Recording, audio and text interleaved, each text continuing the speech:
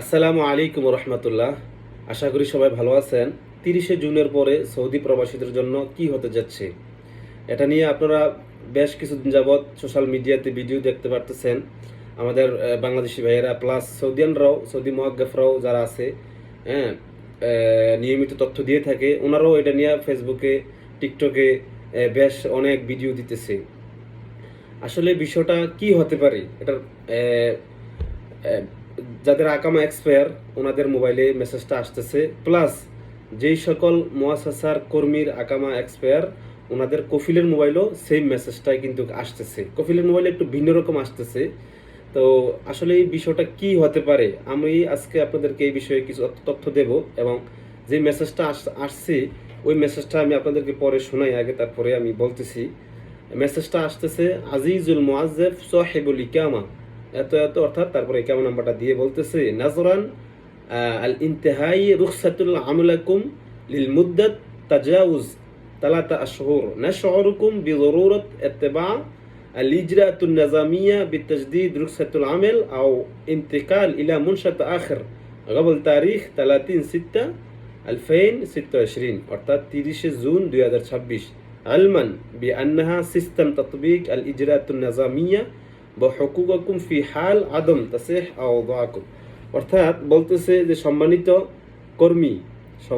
কর্মী আপনার আকামা নাম্বার এত, আপনাকে জানানো যাইতেছে যে আপনার আকামা এক্সপায়ার, এবং আপনার রুকসা আমেল যেটা বলা হয় কার্তা আমেল ওইটাও কি এক্সপায়ার।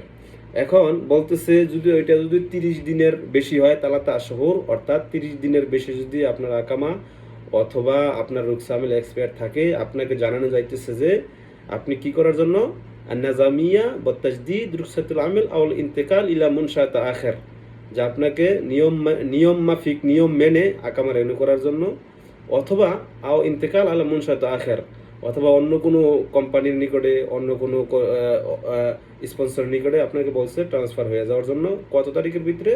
30/6/2026, অর্থাৎ জুনের 30 তারিখের মধ্যে। তারপরে পরের দিকে যে সতর্কবাণীটা দিছে, আলমান বিআন্না, আলমান মানে বলতেছে যে আপনাকে জানাই রাখি, এটা একটা সতর্কমূলক মানে, বিআন্নাহা সিস্টেম তাতবিক, অর্থাৎ আপনাকে বলতেছে এই 30শে জুনের মধ্যে যদি আপনি বৈধ না হন অথবা আপনার কফিল ট্রান্সফার না করেন, ওই ক্ষেত্রে আমরা আপনার বিরুদ্ধে অ্যাকশন নেওয়া হবে, লিগ্যাল প্রসেসের অ্যাকশন নেওয়া হবে। এখন মেইন বিষয় আয়সা দাঁড়াইছে এই জায়গার মধ্যেই যে কি অ্যাকশন নিতে পারে।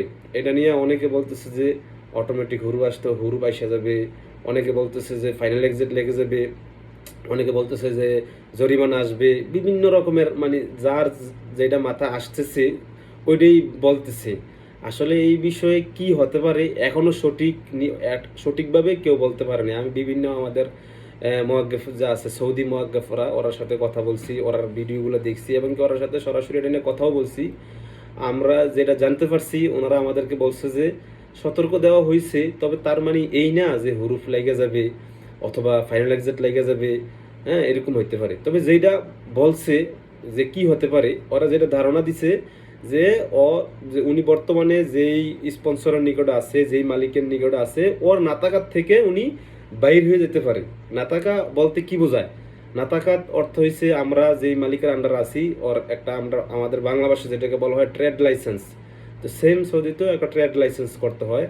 তো ওই লাইসেন্সের অন্তর্ভুক্ত আমরা আছি। আমার যত বছরই আকামা এক্সপায়ার হোক না কেন, 10 বছর, 5 বছর, 7 বছর, আপনি যখন আকামা নাম্বার দিয়ে মুক্তমালার ওয়েবসাইটে চেক দিবেন আপনার বর্তমান অবস্থানটা, আপনি কি অন দ্য জবে আছেন না অ্যাবসেন্ট ফ্রম ওয়ার্কে আছেন, ওইটা আসবে। প্লাস পাশাপাশি আপনার কফিলের অবস্থানটা আসবে, অর্থাৎ আপনি কোন কফিলের আন্ডারে আছেন ওইটাও কিন্তু আসবে।